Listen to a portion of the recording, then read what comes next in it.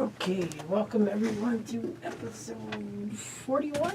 41 of Beyond the Ropes. I'm Ethan. I'm Rob. We're nearing the end of our time here on WPMD Radio. So we gotta go out with these last couple of episodes with a bang. We are on Facebook.com/Beyond the Ropes. That turned on? I don't think it did. No, the light's busted or Oh, it's whatever, busted something again. like that. More technical difficulties Yeah. every week on Beyond the Ropes. It would not be an episode of Beyond the Ropes if there yeah. were some type of technical We've had a difficulties. fly come in, we've had a lizard come in. We've had to, switch studios a couple times. But we are here. We're still standing for a few more episodes here on WPMD Radio. Again, we are on Facebook.com/Beyond the Ropes, where you can check us out. We post our YouTube videos there. We are on YouTube at Beyond the Ropes. Search us up there.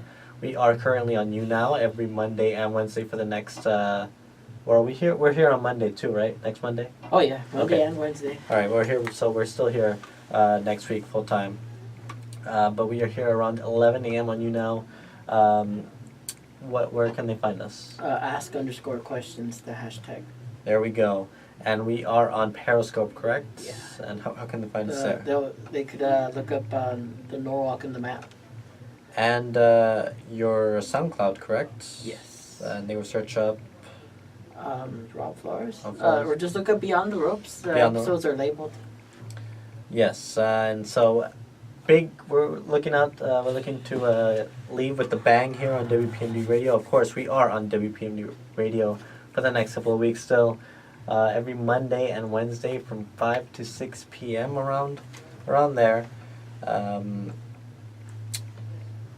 Sorry, I'm posting my Snapchat here. I'm trying to promote our show here as we are going on. But tonight, today it is a return of no, it's not anything. It's our show. It's our show. Oh, I thought somebody No, was I know. coming back I wish already. someone was I'm coming like, back. oh, who's coming back? That would be a nice surprise. But it is the return of a segment that we did last season. You want to tell them a little bit about the segment? I think we're going to save it after the news because I do have some news. But just tell them who we're talking about, I guess. Well, this is an individual who has had the most unique debut ever on television. Mm-hmm. Because there was the scare of the Y2K incident or whatever. Right, the millennium. Yeah. So he got to have a nickname associated with it. And probably the most unique thing, too, is that he had a dad that was from a whole different type of career field, and he didn't follow in his footsteps at all. Pretty famous father. Yeah. All right, so, but before we get into that, we're going to get into that. One person already just joined right now. First person to join. On YouNow? Yeah. All right, thank you for tuning in. We appreciate audience interaction, so feel free to comment. Give us any... on Periscope, they could give us hearts, right? Oh, yeah. Just give us some We've hearts. already been even screenshotted, too, We've and been everything. screenshotted. I don't know how I feel about that. That could be good or bad. Could really end up both ways. But tonight, it is Monday Night Raw.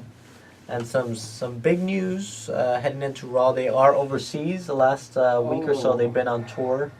Both Raw and SmackDown have been on tour, as well as, I believe, the United Kingdom Championship live, which is really cool. We get to see stars from that United Kingdom tournament. It ended, right?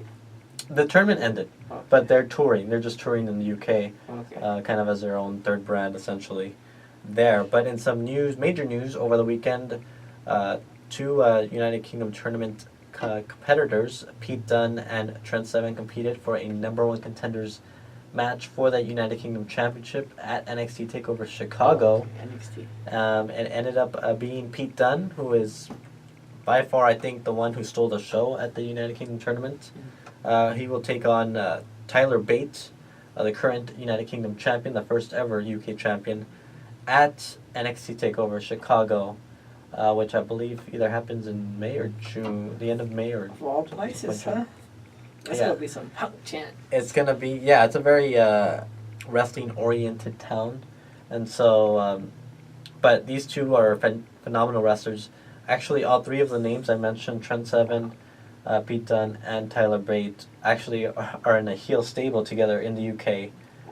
So it's interesting because on WWE television, Tyler Bate is the face, and Pete Dunne is essentially the heel, the big heel, and so it's interesting how that dynamic works, because when they're not on WWE, they're actually a faction in the United Kingdom scene. So, but they have great chemistry. They were the 2 finalists in that United Kingdom tournament, and they had a spectacular match then.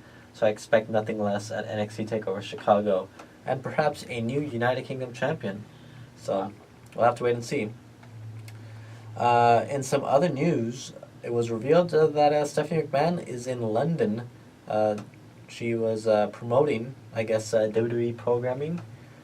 So there's rumors that she may appear on WWE television after a couple of weeks off, after going through a table at WrestleMania. So that'll be interesting if we get to see her back tonight. It's not confirmed. Clashing with Kurt.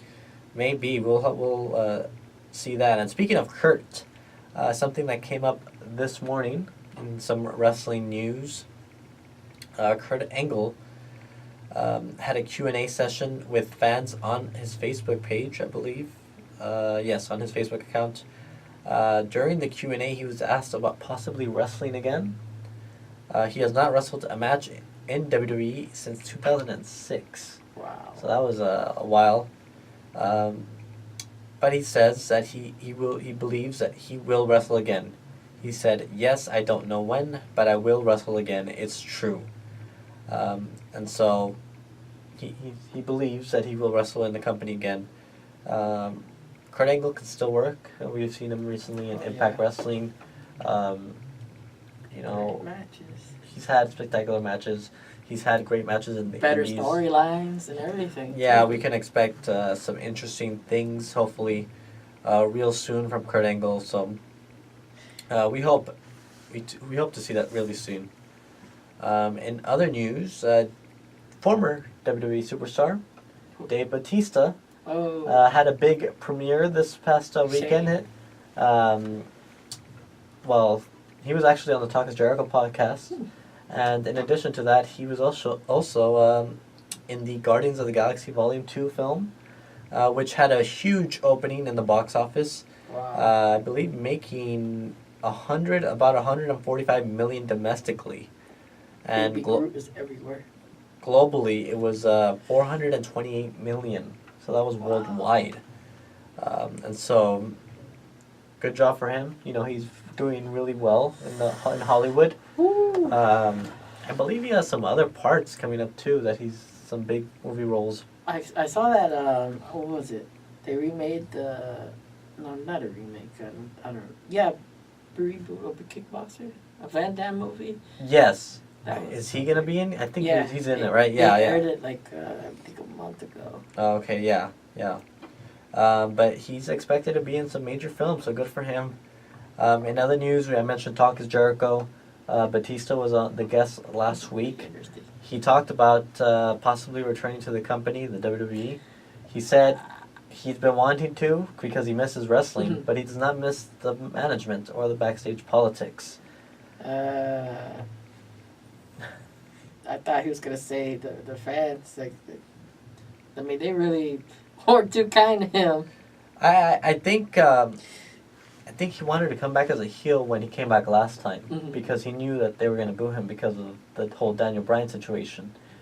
Because WWE was forcing Batista down people's throats. When he was in Evolution, it was an Evolution heel though, like at the time. Well, they turned heel after, but when he came in, he was a face, and they were putting him toward that championship scene, which fans wanted Daniel Bryan, which they ultimately got. But yes, he felt that it was just not a good run, and so he has mentioned it on the show on Talk is Jericho that he would want to come back only to feud with Triple H, and essentially that would be his retirement kind of match and his retirement feud. However, apparently Triple H and Vince McMahon are not interested because he's talked to both of them. So he said he would like to come back, but there are currently no plans of him returning to the company, and with the big success he's been having in the movies lately, who knows if that'll ever happen. So such a strange thing to hear about the NWA. Oh yeah, Billy Corgan. Yeah, but the library isn't part of it. No, well that's a different kind of branch, I believe, because that I believe doesn't WWE own the NWA library? I want to say they do. I mean, I know that he like bought out like some of the partners before, but He bought out the territory of part of the territories because there are multiple territories in the NWA. TNA was a you territory would of think it's all collective though. The videos.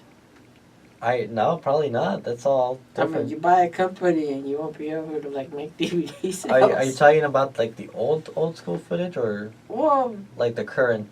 I mean, it says right there something about he accept video rights. He's got the rights and the To the name trademarks and the championship belts. Oh, okay. But no footage.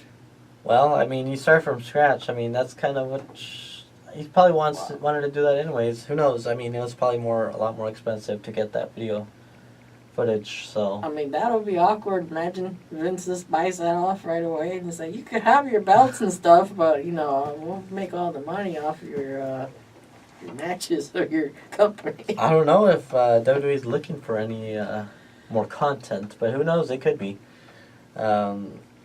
Speaking of content on the WWE Network, so we've been doing some pretty good transitions here on the segment so far. But speaking of the WWE Network, the top 20 most popular shows currently on demand.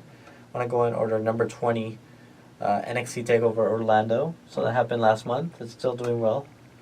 Ride Along, Highway to Hollywood. Ride Along is essentially after the show. A couple of the WWE superstars get in the car and they film them, doing whatever talking. I've never seen one of those before. They're pretty funny. I saw the Highway to Hollywood one. I believe Goldust and R-Truth were in one, and then Luke Gallows and Carl Anderson I think were the other one with Finn Balor and AJ Styles in the back. The cardboard cutouts. I think those were the two ones. I believe, if I'm not mistaken. Number 18, Primetime Wrestling. Wow, episode 227. That's interesting. I don't think I've ever seen that. Primetime Wrestling, that's an old school there. Speaking of Batista, Batista Unleashed, Evolution Takes Hold is number 17. Some people were watching that. NXT Batista Unleashed, an Animal, and a Big Red Monster. So I believe these are probably like segments from the actual DVD. So that was number 16. Number 15 was NXT episode 388, so one of the more recent ones. Again, number 14, Batista Unleashed, A Natural Beginning. So yeah, they split them up into like segments that's from that DVD. Number 13, SmackDown episode 920, one of the more recent ones, I believe. Right along, Cruiser Control is number 12. Raw Talk Payback 2017 was number 11, so that was just last week, so that's still up there. Royal Rumble 2017 was in the top 10, number 10, so that had Randy Orton pick up the victory there. Wow.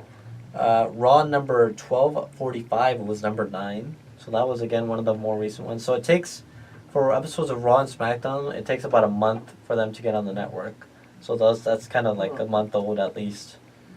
Number 8, Table for 3, Common Bonds. I believe that was the one with Kevin Nash, AJ Styles, and Shawn Michaels on there. I have not checked that out, but I hear that's really good. I believe that was number 8 there. Number 7 was NXT 389. NXT is very popular on the network. Number 6, WrestleMania 33. So WrestleMania 33, after over a month, is still doing very well. 205 Live, number 23, is number 5, so that's good for them. They finally cracked the top 5, because I know they weren't doing so well there, but at least they're making the top 5 now. Talking Smack 924 is number 4, so I believe Talking Smack is a very popular kind of unfiltered show. What about Sting? What about Sting? He's not like mentioned at all in any not that I can, no, not that I can see. Unless he's in that primetime, that wrestling show. But I don't think so. Number 3, Table for 3 is Team Eck. So I believe that's Edge, Christian, and Kurt. So they had their own Table for 3. I think that was the most recent one. So that's number 3. Number 2 is Payback 2017. So that just came out last week. So that makes sense for that to be up there. And then number 1 is NXT 390. Which that's, I believe, the most recent NXT, which I need to catch up on NXT. Because I'm missing the lead up to NXT TakeOver Chicago. Did you hear Paige? They don't show the details, but something about Paige and Alberto. There was something over the weekend. Yeah. There was a fight between them. That, At the recent Impact Wrestling tapings, there was apparently a huge argument between those two. it's confusing. What are they necessarily they're gonna do with him in TNA? And not only that, They're trying to make him world champion, aren't they? I think he has a title shot for the other company. The Global Force Wrestling. And I was already disappointed with last week's because they already had the undefeated women's champion lose her belt that fast. They barely debuted her talking about how she has a 2-year reign, and then next week she loses to the Rooster. Who is it? Sienna. Oh, Sienna. She's back to those awful feathers. Oh, well. Yeah, I have not heard much about that. But yeah, apparently Del Rio and Paige, El Patron and Paige. Wow.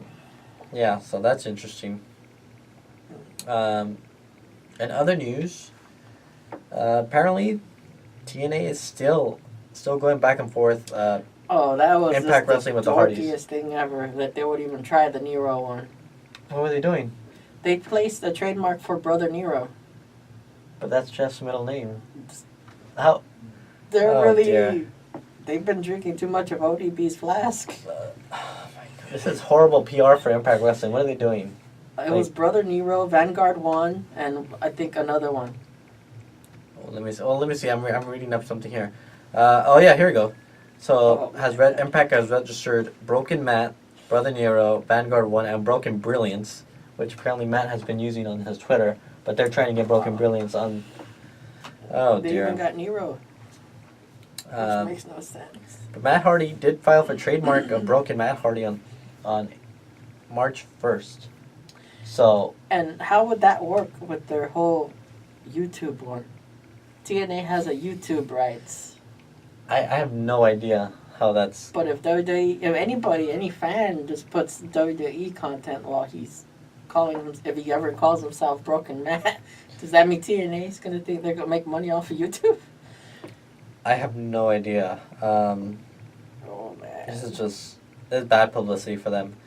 Yeah. And that's something though, how Matt put some guy on the spot on his recent tweet. Yeah, he put, I forgot what his name was, but he's one of them that's trying to claim the rights to the Broken Universe.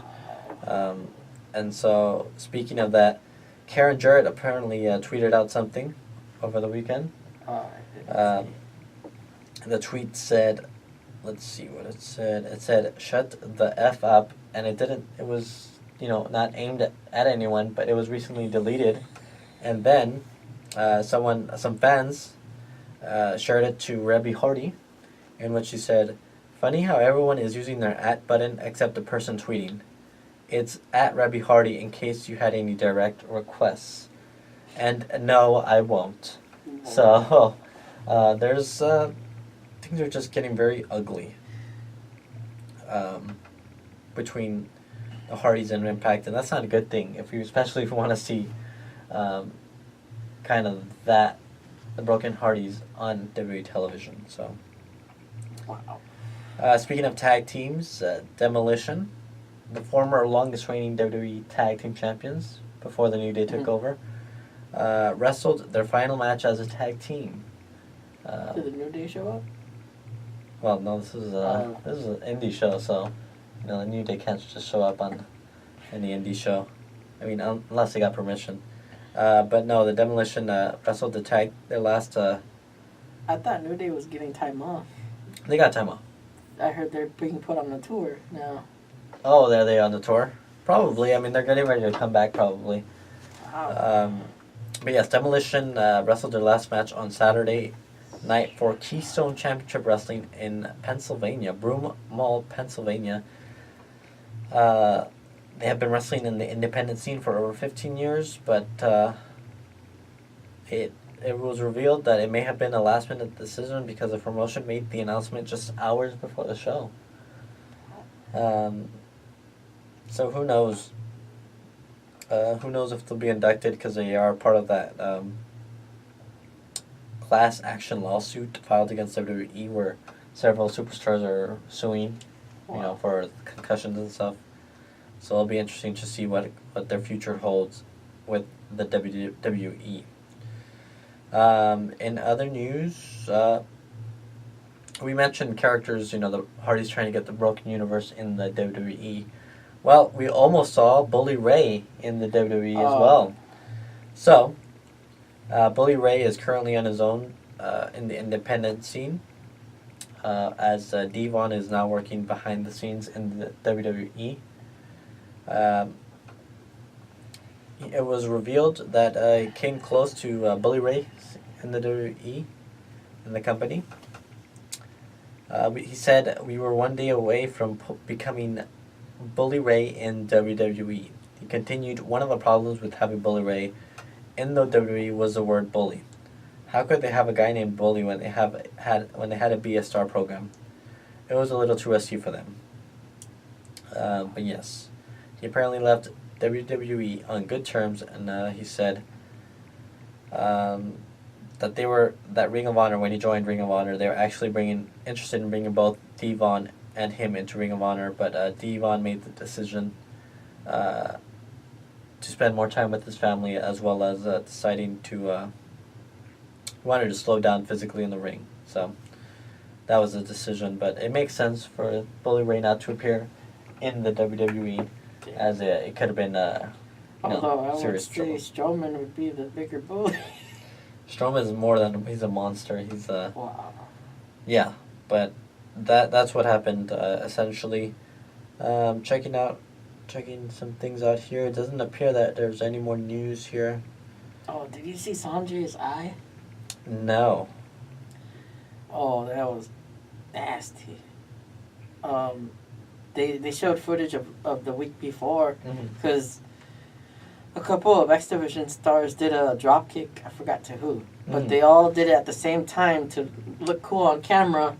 But as Sanjay falls on his back, Loki falls down, but his knee hits the eye socket of Sanjay, and it turns to this fat ball. Ouch. And they're right there looking at footage of them like stabbing it and like cutting it open and it's like squirting and stuff. And it's just this big ball, and it just looks brutal. That does not sound fun. Yeah, it's funny to see Loki like in a new type of. He looks like that video game guy, the Hitman. Oh, Kinda okay. image, I've seen pictures. Yeah, and he's calling himself the Reaper of Championships. Interesting. Some other news actually.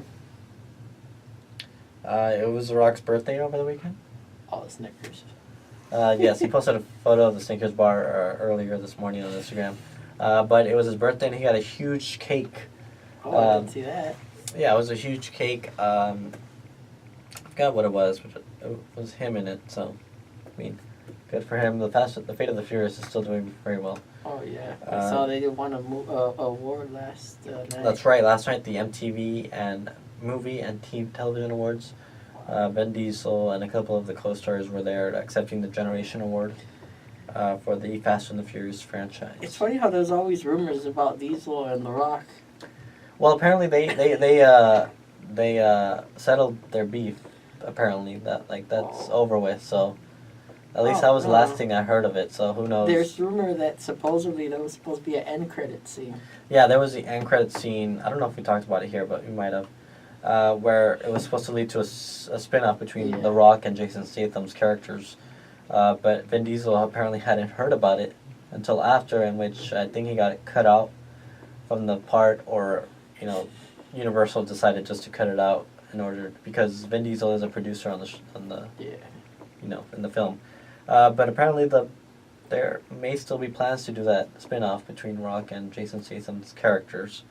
I still need to see that movie. I definitely want to look into that. So, in other news, I don't know if you heard the news about Charlotte Flair. No? Oh, well, apparently there were some leaked photos of her as well. Oh. Some more leaked photos. Unfortunately, she did leave a statement saying, unfortunately, private photos of mine were leaked. The typical kind of. What, with who, Brad? No, it was just her. Oh. No one else. It wasn't, like any other stuff. It was just a couple of photos of her, and so hopefully that gets cleared up. Obviously. And it's really her, because I know Alexa, she's like... No, So Alexa Bliss was rumored to have some. I think Alexa Bliss were fake. She came out and said that they were fake. Charlotte did not, deny anything. She just said that they were leaked. So it's very unfortunate someone is going through WWE Superstars, emails and phones, I guess, which is really unfortunate. But hopefully that gets resolved. I don't think that didn't make like huge headlines like the Page stuff did, but. Well, I mean, there's no people involved. That's why. Probably. Yeah, it's just a couple of photos. So hopefully that gets resolved. Heading into our Raw preview tonight, before we get into the return of the highlight reel, we're getting into a little Raw preview. So tonight, it is a tag team turmoil match to declare the new number one contenders for the Raw tag team titles. The Golden Truth apparently were trying to get an opportunity last week, and they were officially added into the match. Some interesting news, according to the CageMatch.net database, the Golden Truth is actually undefeated in 2017.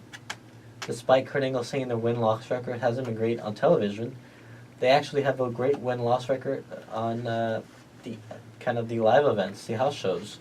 Apparently, I just remember them being whooped. They are 36-0 in 2017. Most of the matches have been in 8-man tag team matches, but they are undefeated. There was a no contest on February 17th this year, but it is not counted as a loss, so they are currently undefeated in 2017 in live events.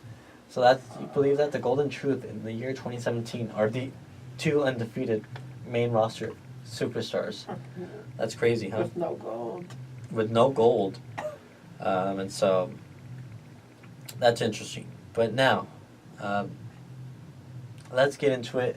The return of the one of our favorite segments, the highlight reel. And today we will be discussing an individual that actually hosts a highlight reel. He goes by many nicknames. Oh, yeah. The Ayatollah of Rock and Rolla. The best in the world at everything he does. The greatest in the world, I believe. Or the greatest of all time is one of them. He was known in Mexico as Corazón de León, Lionheart. And he is probably one of the best all-round performers in professional wrestling and sports entertainment history. Y2J, Chris Jericho. Probably one of the few that has hosted a TV show while still probably associated with the company. He has done so much in and out of the professional wrestling industry. Wow. In the entertainment industry alone, he has done so much. But we're gonna get into some history with some Chris Jericho. In these highlight reels. So if you weren't listening last season, but in these highlight reels, we will kind of we go through his entire career and discuss. Very interesting.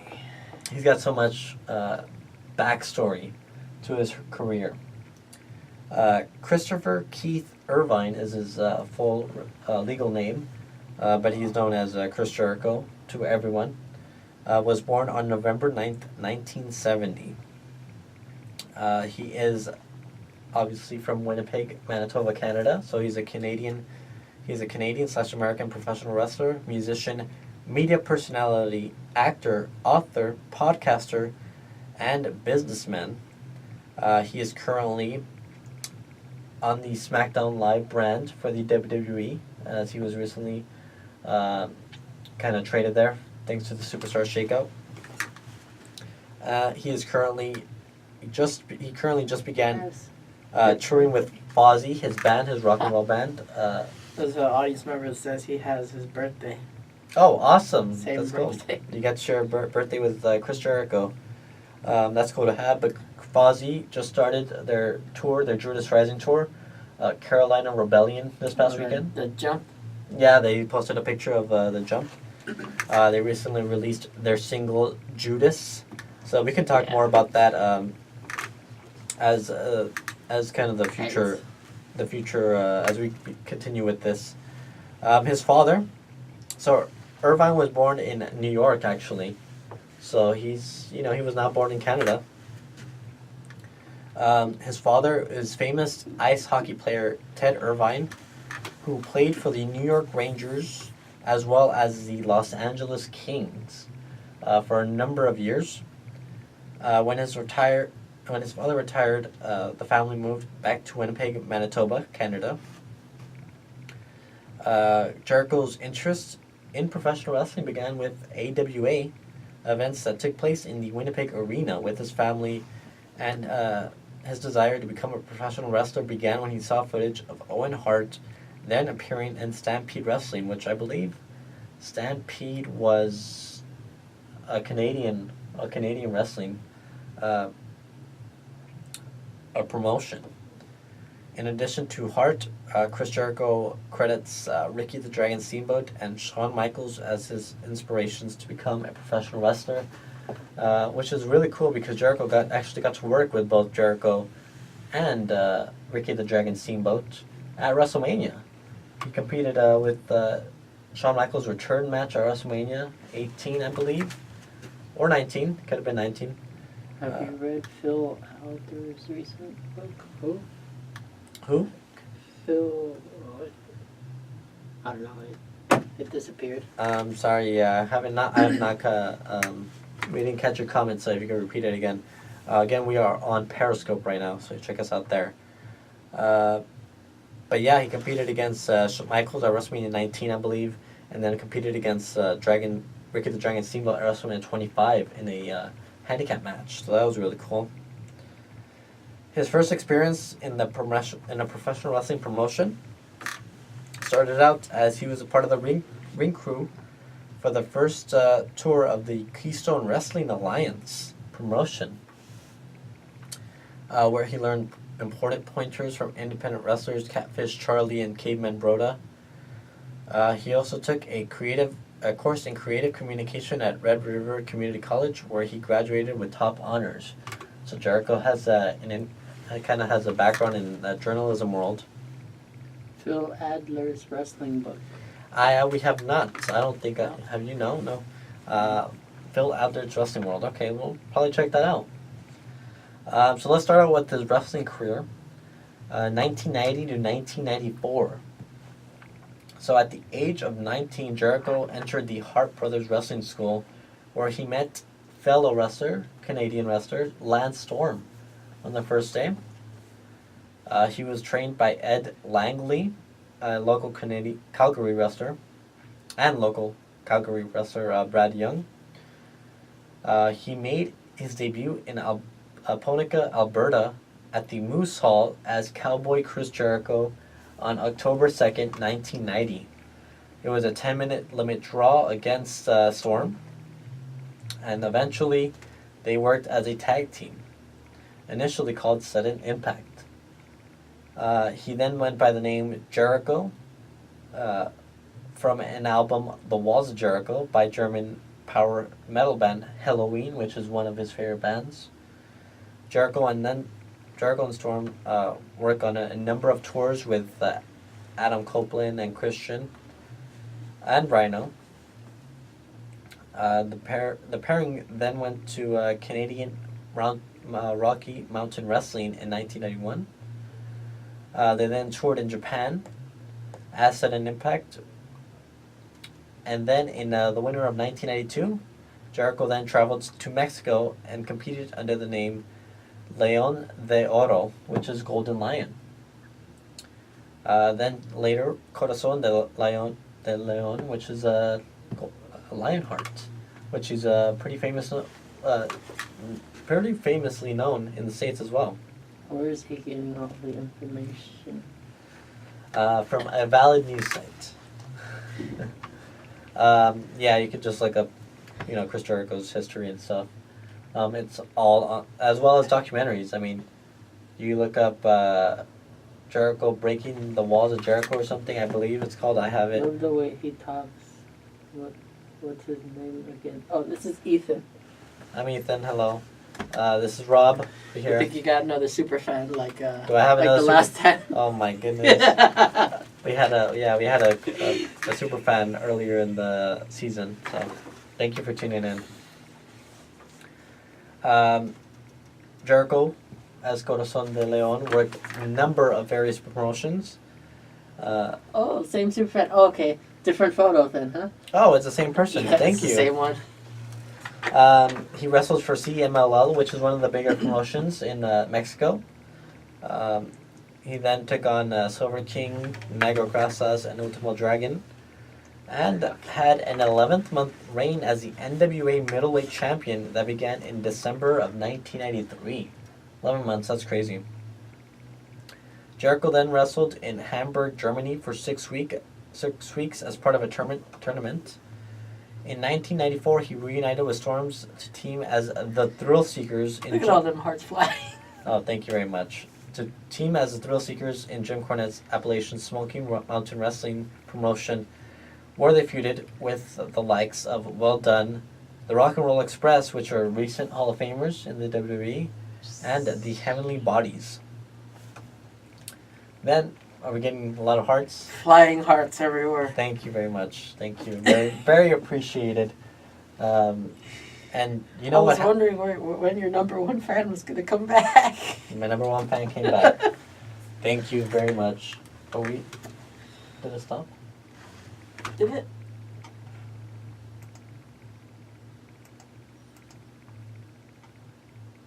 I don't know. What is it? I don't know. I just stopped. More technical issues on Beyond the Ropes, ladies and gentlemen.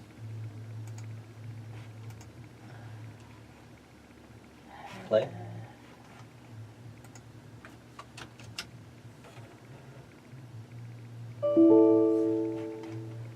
What?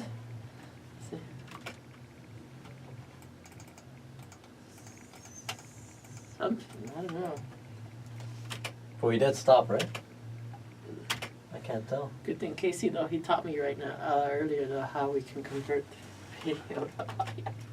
Oh. So in case anything happens, Yeah. ladies and gentlemen, this is our wonderful backup. we have backup. We'll convert that to audio soon. Oh, that's a first ever. Oh wow. I mean, I know that this has been the one computer that's been needing There's a stuff problem done. with the drive. It says. Uh, Oh, this is bad. This is bad, ladies and gentlemen. You know what happens when you don't work computer? wow. You know what happens? Definitely made the list. You just made the list, computer. That's what happens. And here, I got my Jericho shirt on. So last month he released a limited edition T-shirt to raise funds for juvenile diabetes. And so it says, "You're a stupid idiot" with Jericho's face on it. So he has a new one out. I actually posted it on the Beyond the Ropes Facebook page. It's called, it says The Goat, and it has a picture of Jericho's head on a goat. I really want that one, but who knows if I'll get it. More hearts. Thank you for all the love, ladies and gentlemen. Yeah, I don't know how long we've been going now. This is the first this has ever happened. So we're going to stop in when did we start? 30 minutes? We're going to stop at 11:50 something.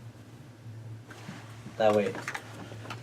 We got comments. Thank you very much. Working and traveling. Sorry, but I haven't been on. Oh, okay. No worries. Thank you for tuning in. In case you didn't know, for those of you tuning in, we are on the last couple of episodes here on WPMD Radio. But you can go give us a like on Facebook, facebook.com/BeyondTheRopes. We'll be graduating, and our graduation is going to be live streamed today. Sorry Really? about that. Oh, Yeah. that's good. But yes. Anyways, Next Friday. getting back to the highlight reel. Jericho wrestled in Wrestling and Romance War in Japan for 2 years, where he lost. Well, we see Ethan again. Well, I mean, online, everything will still be maintained.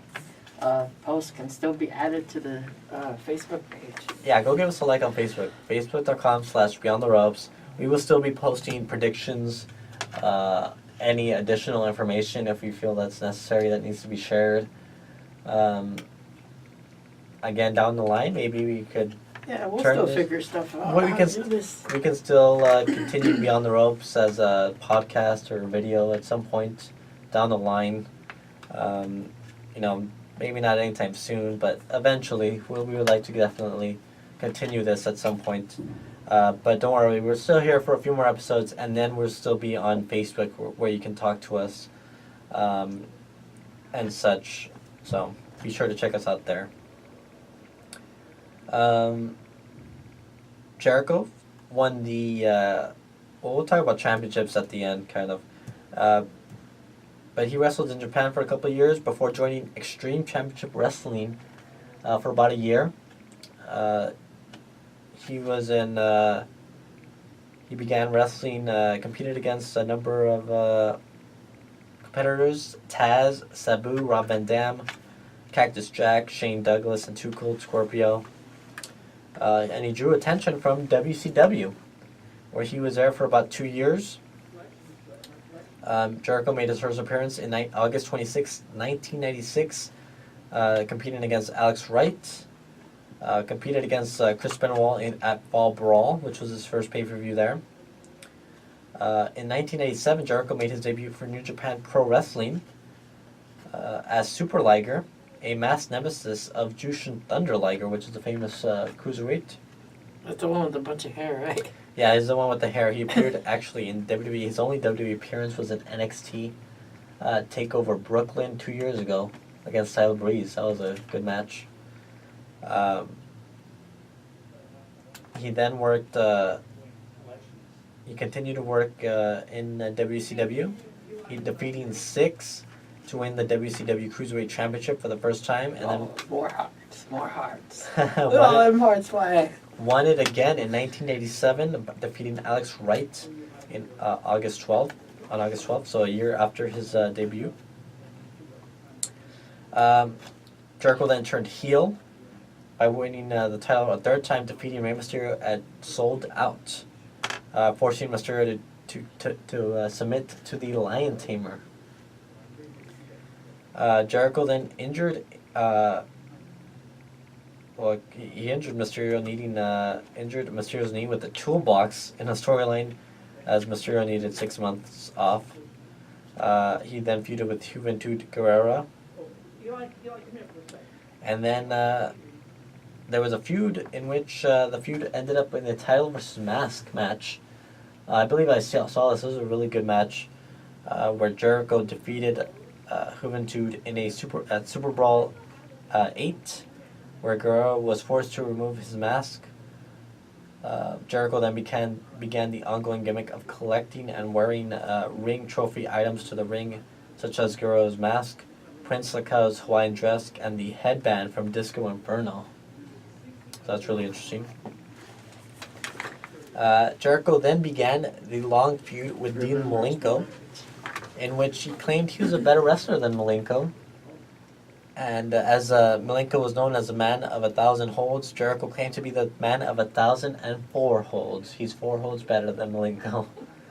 And then he even made a list of all the moves he knows. So this was the original list before the actual list of Jericho. This is a list where a famous promo where he would cut, he was writing down a list of, or going through a list of all the moves he knew. They would cut to commercial, and as he came back, he was like a number 700 or something, which is really funny, so it was really cool. After that, eventually, Jericho then got into a feud, defeating Stevie Ray for the World Television Championship. Jericho then repeatedly called out World Heavyweight Champion Goldberg, but the feud never happened. Jericho credits Eric Bischoff, Goldberg, and Hulk Hogan's refusal. You could be her number one, Ethan. Oh, You heard thank that? Wow, okay. I've got a fan, ladies and gentlemen. Jericho cites Eric Bischoff, Goldberg, and Hulk Hogan's refusal to book Jericho in a pay-per-view squash match loss against Goldberg. Jericho... Oh, I keep forgetting the waves are gone. Yeah, the waves are gone. We are stopped here, but Jericho claims that is the reason he left the company, WCW, for WWE.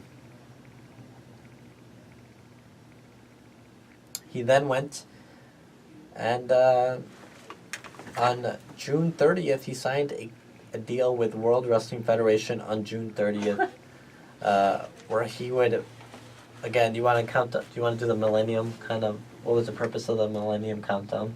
Oh, just the Y2J thing, the Y2K. See, I confused the Y2K with the Y2J. But, yeah, everybody was counting down the New Year's thing, and then the lights go out and he pops out.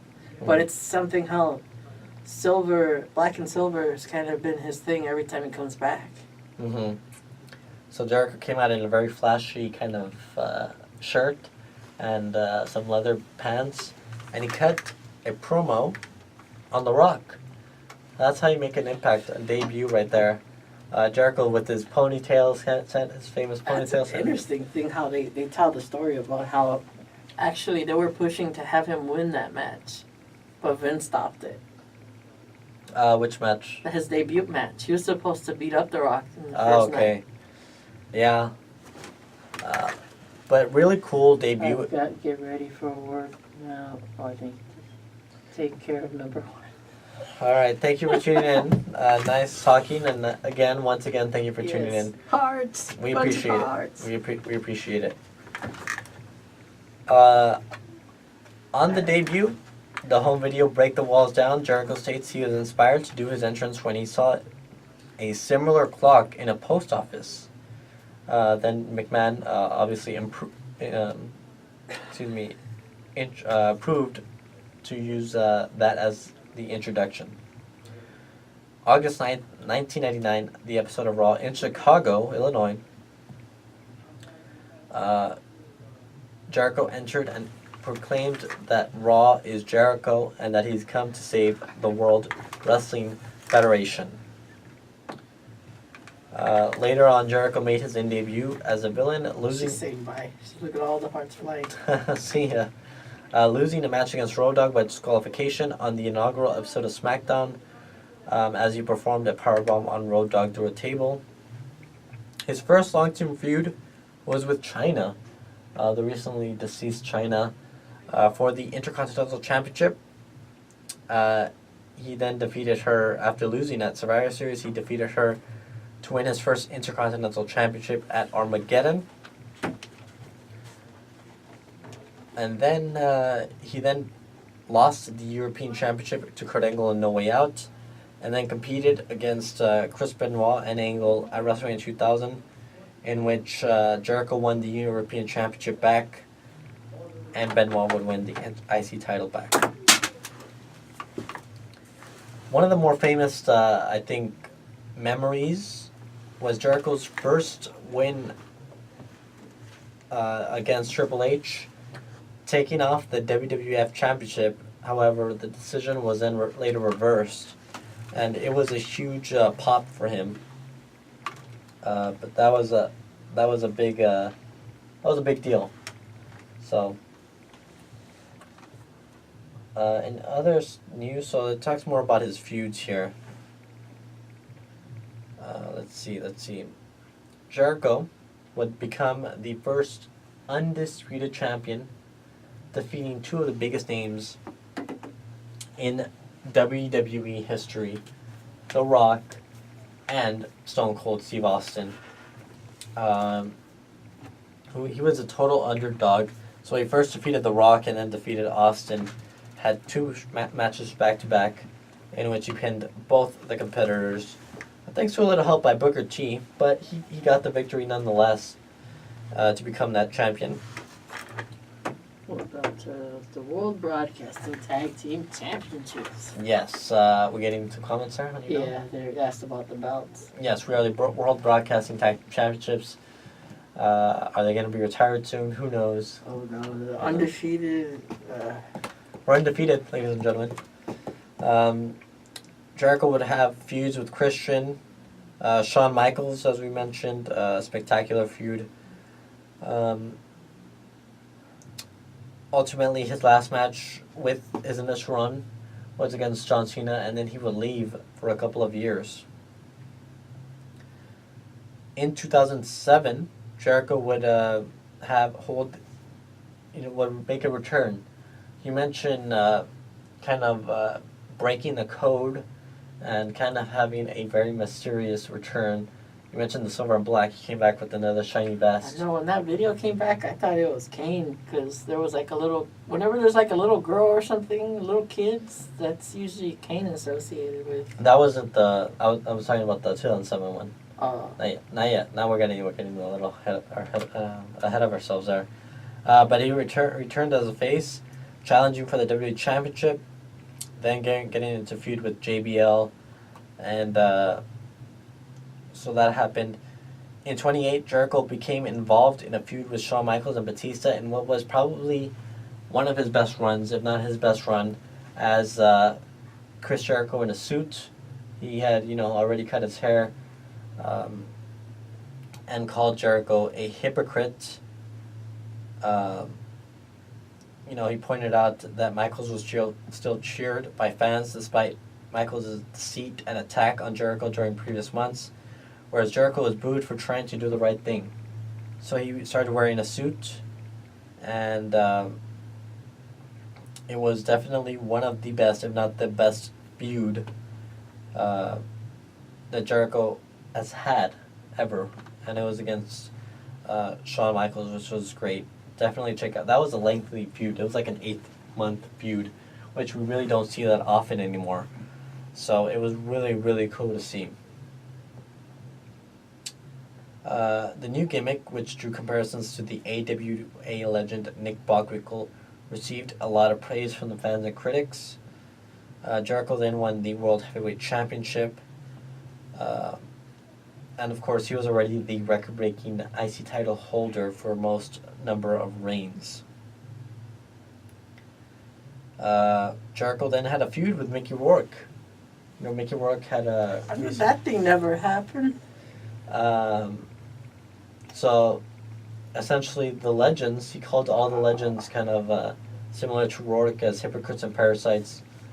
So much preparation to have that match happen, and in the end, it didn't even happen. Yeah, there was so much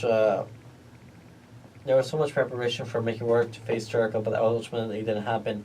Instead, he challenged three Hall of Famers with Ric Flair on their corner. Wow. It was Roddy Piper, Jimmy Superfly Snuka, and Ricky Steamboat.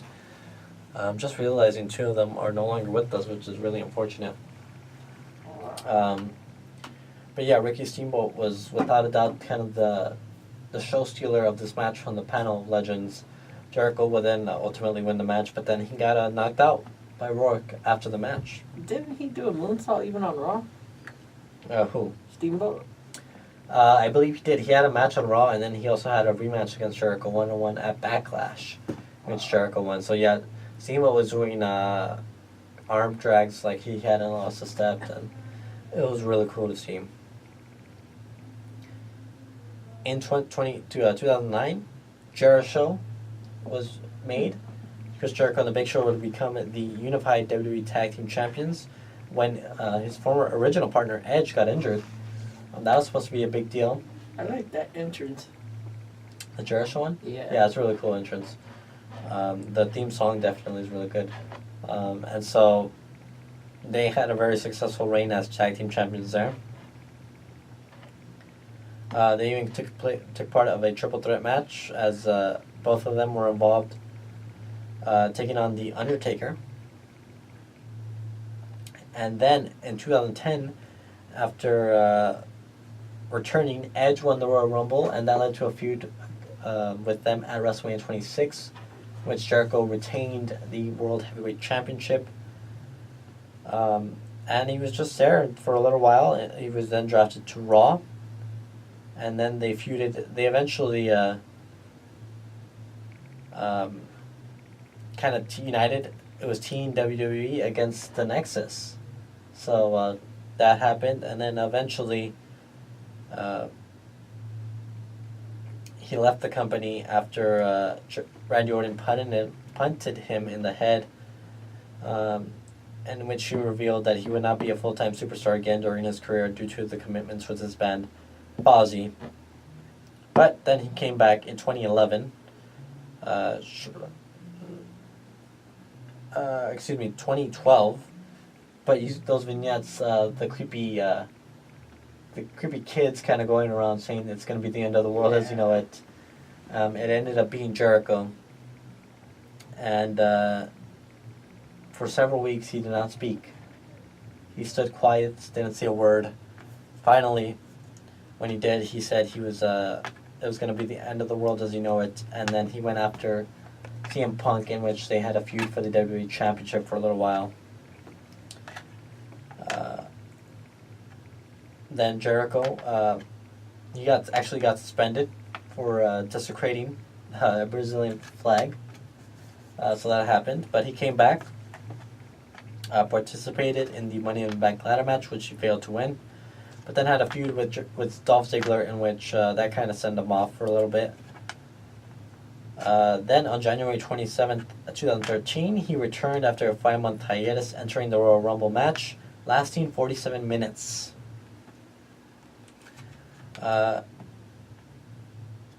Jericho again had some feuds.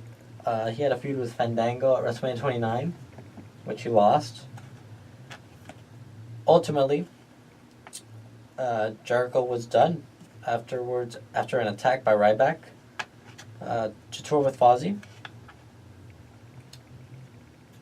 And then after a 1-year hiatus, Jericho returned on the June 30th episode of Monday Night Raw and feuded with Bray Wyatt to SummerSlam.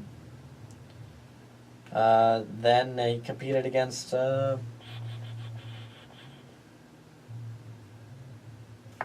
he competed against Luke Harper, Kevin Owens, King Barrett. So he wrestled against a number of competitors.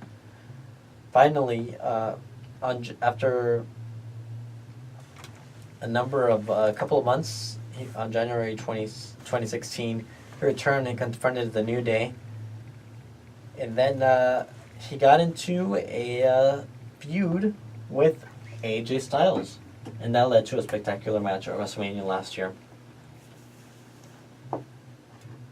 Following WrestleMania 32, he got into a feud with Dean Ambrose. And that led to the Ambrose Asylum show and stuff, and that led to the Asylum match. Ultimately, Ambrose got the victory at the end. But perhaps what was his most famous feud, his most recent, was the friendship and alliance with Kevin Owens. And that's when we got to see the list of Jericho. And the new nickname. The stupid Pinata. idiots. The sexy pinata. We got to see Jericho's probably second best run. He wore scarves. He wore light-up scarves. He stopped wearing the jacket. He was a heel. He started putting people on the list. It was spectacular. He ended up winning, finally capturing the United States Championship twice. And so Jericho has done that. In addition to his wrestling career, he has his band Fozzy, which I mentioned, will be releasing an album later this year. They are currently touring the Judas Rising tour. He has 3 New York Times bestsellers, and is writing his 4th. Is finished with his 4th, I believe. He also is an actor. He had his own web series, But I'm Chris Jericho. He's appeared in a couple of different shows and films. He was a host. Something. He was a host for Robot Combat League as well as the game show, I believe. And so he's done quite a lot in his acting career. He has a podcast host, the Talk is Jericho, podcast, which is one of the more popular ones. Let me see. Accomplishments. So we're going to go through a list of his championships before we go. He is a Canadian Rocky Mountain Wrestling Championship holder one time, and a North American Tag Team Champion with Lance Storm twice. He is the CMLL NWA World Middleweight Champion holder one time. He is the ECW World Television Championship holder one time. He is an IWA International Wrestling Alliance Junior Heavyweight Championship holder one time. Pro Wrestling Illustrated, he had the feud of the decade in the 2000s against Shawn Michaels. Feud of the year in 2008 with Shawn Michaels.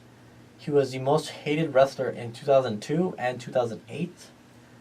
He ranked number 2 on the top 500 singles wrestlers in the PWI 500 in 2009. He was ranked number 109 in the top 500 singles wrestlers in the PWI years in 2003. In WCW, he was a Cruiserweight Champion 4 times and a World Television Champion 1 time. In the WWE, he was the Undisputed Champion 1 time, the first ever Undisputed Champion. He was the Unified Tag Team Champion twice, once with Edge and once with Big Show. He was the World Heavyweight Champion 3 times and the WCW World Champion twice. He has won recently the the WWE United States Champion twice. He is a 1-time European Champion, a 1-time Hardcore Champion, and holds the record for most Intercontinental Championship reigns 9 times. He is a former WWE/World Tag Team Champion holder 5 times, once with Chris Benoit, once with The Rock, once with Christian, once with Edge, and once with The Big Show. He is the 9th Triple Crown Champion and the 4th Grand Slam Champion. He is a winner of the Bragging Rights Trophy in 2009 with Team SmackDown. He holds the Queen's Cup in 2001. He won the Undisputed WWF Championship Tournament in 2001. He has won 3 Slammy Awards, one for the Extreme Moment of the Year in 2014 from Jumping Off a Cage on Bray Wyatt. He won the Superstar of the Year in 2008 and won Tag Team of the Year with Big Show in 2009. He has also won At War, Wrestling and Romance, a 1-time Junior Heavyweight Champion holder, and a 1-time Junior Heavyweight Tag Team Championship holder with Kato. In World Wrestling Association, he is a 1-time Tag Team Championship holder with El Dandy. And he won the Best Pro Wrestling Book in 2011 for Undisputed How to Become World Champion and the 1,372 Easy Steps. He is Best on Interviews 2003, 2008, and 2009, and Best of Interviews of the Decade 2000 to 2009, as well as Feud of the Year with Shawn Michaels in 2008, Match of the Year in 2008 with Shawn Michaels at a ladder match at No Mercy. Most Underrated Wrestler in 1999 and 2000. Reader's Favorite Wrestler in 1999. Wrestler of the Year in 2008 and 2009. And Wrestling Observer Newsletter Hall of Fame Class of 2010. Jericho holds a number of records. He has done so much of his career, we could spend hours discussing it. But I think his claim to fame too is more ladder matches in WWE than anybody. He's had a number of ladder matches again with TLC. Wow. He's had ladder matches with Shawn Michaels again. And so he's had a stellar career. We could go on and on, but I think we've covered the majority of it. So ladies and gentlemen, that is it for Y2J Day. Thank you for tuning in episode 41 of Beyond the Ropes. Until next time, we will see you later. This episode has just been too sweet. Oh, what am I doing? It goes here!